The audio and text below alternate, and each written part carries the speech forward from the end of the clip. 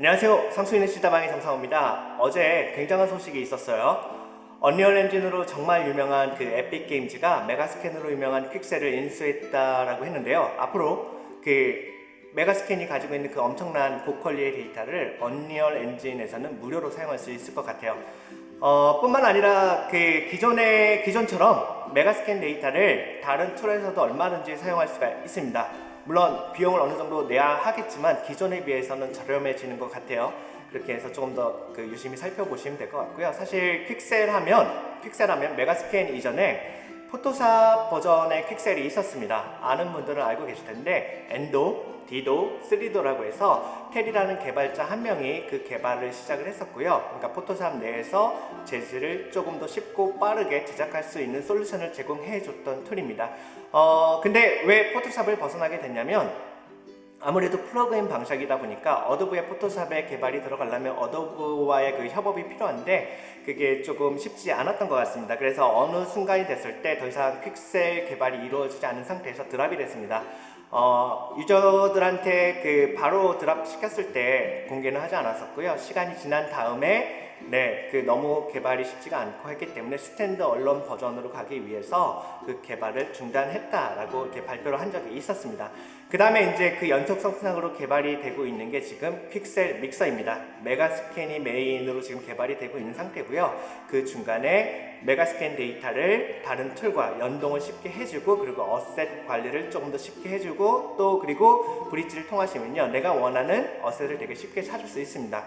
뿐만 아니라 지금 그 공개된 영상에서는 AI 기능을 활용해서 내가 원하는 그 이미지에 맞는 어셋을 찾아줘라고 해 드래그 앤 드랍을 하면 관련된 어셋을 찾아주는 기능까지도 추가가 되는 것 같습니다.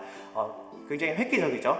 데이터가 많다 보니까 사실 그 내가 원하는 데이터를 찾는 것 또한 일인데 그렇게 쉽게 찾을 수 있는 그 기능들이 추가가 되는 것 같고요. 브릿지는 그렇게 보시면 될 것 같습니다.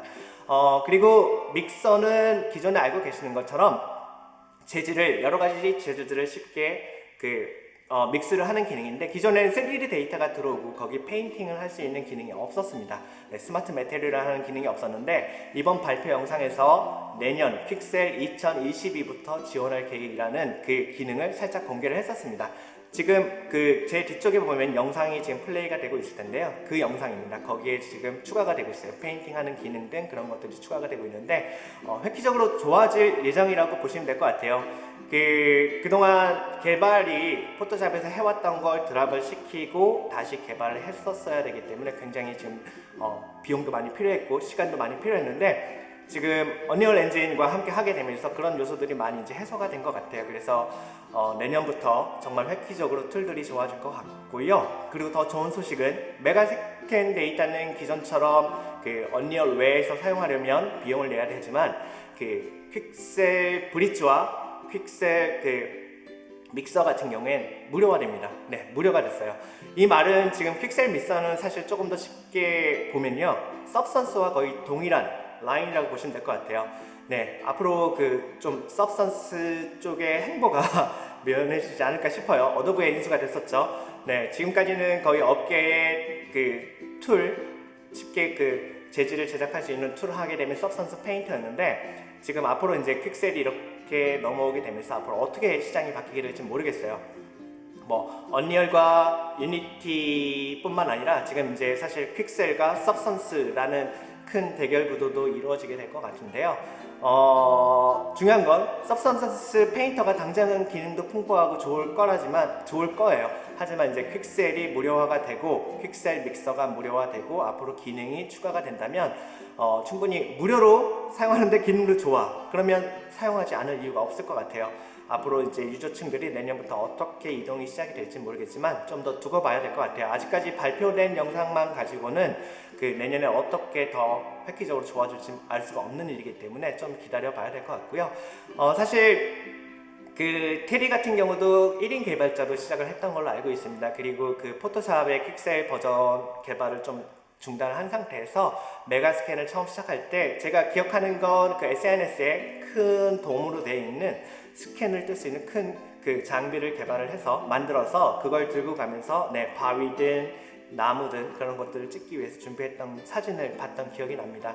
그렇게 커왔는데 드디어 굉장한 꿈을 이루게 된 것 같아요.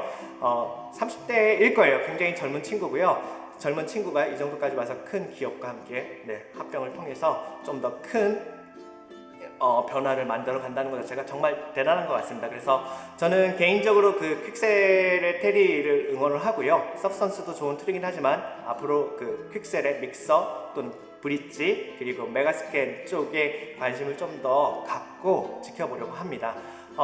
사실 지금까지도 그 제가 렌더링 수업을 진행하고 있는 곳에서도 서브스턴스보다는 그 퀵셀을 사용해서 수업을 진행을 해왔었는데 제 입장으로서는 굉장히 기쁜 상황입니다.